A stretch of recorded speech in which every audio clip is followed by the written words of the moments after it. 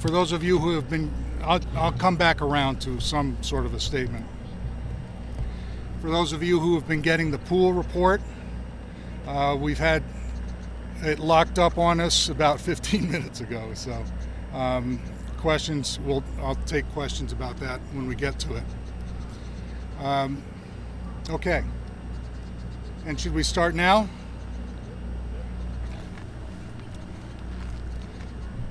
Okay, good morning.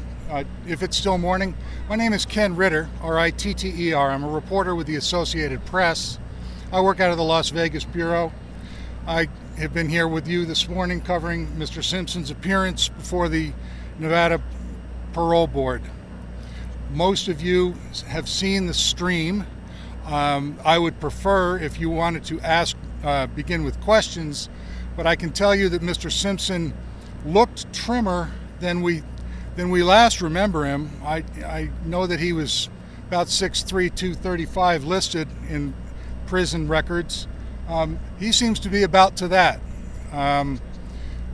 He is now 70, and parts of the hearing seemed emotional for him. In the hearing room with him were his lawyer, Malcolm Laverne from Las Vegas, his sister, Shirley Baker from Sacramento, his daughter, Arnell Simpson, who lives in Fresno, and his close friend, Tom Scotto from Naples, Florida. What emerged today appeared to be a plan for Mr. Simpson to live in Florida. And I have had conversations with Mr. Scotto earlier, which would suggest Mr. Simpson may live with him. That was not declared today among the elements of the interstate compact for parole that were being outlined during the hearing. You probably heard the questions that Mr. Simpson was asked, and you have probably been able to assess how he answered them on camera. I will tell you off camera there were no disturbances in the room. The other person in the room, you also saw Bruce Fromong, the victim in the crime, and he also spoke.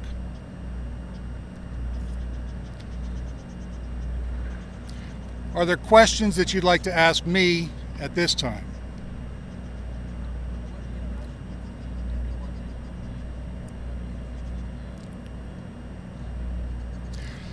Question is, what were the interactions, if any, between Mr. Simpson and the victim? There was an interesting interaction near the end, and I'm doing this from memory. My notes, unfortunately, are captured by the internet at the moment, where Mr. Fromong turned to Mr. Simpson and said, in essence, if you were let out tomorrow, you could come with me. I will be there for you, Juice, or Juice, I will be there for you. Bruce Fromong represents that he's been Mr. Simpson's friend for 27 years. They have worked together. They have autograph business and things like that with Mr. Simpson. Mr. Simpson became, I would think that was emotional. He appeared to wipe a tear, looked down, looked up. His eyes were red-rimmed. I don't believe he cried, but I know he was emotional. You saw him when he returned back to the desk, and you can assess the red eyes at that point. That was probably the most emotional of the hearing. The hearing was somewhat tense at the beginning until a laughter icebreaker, and I'd have to go back to my notes that are not here, but you saw it, and you saw that part of that. Question?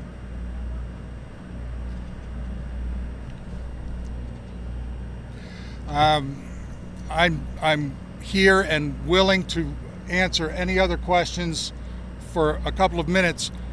I would very much like to get with my desk so that I can continue filing a report that appears to have gotten a little bit hung up I'm hopeful that the AP report is rolling.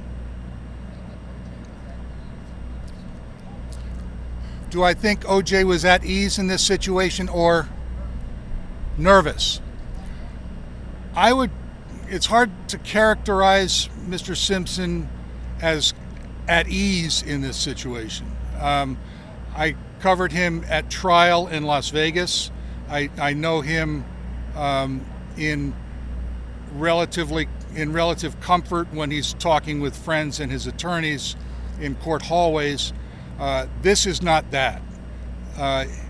Mr. Simpson's freedom is on the line. He clearly knows it.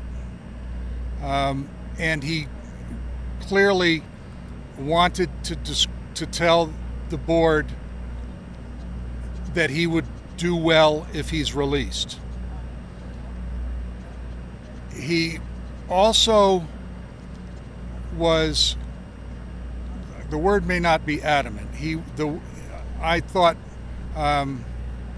he was forceful and leaned forward at one point about not, I believe it was about not knowing that guns were in the room, and that material and that the items that were taken were his.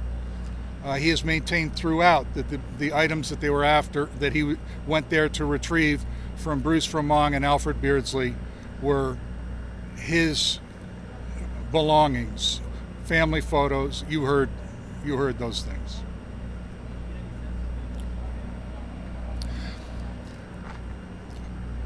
You saw Arnell and heard what Arnell said and how she delivered it.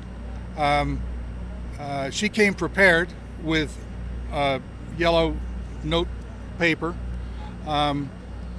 She was steady as she read, and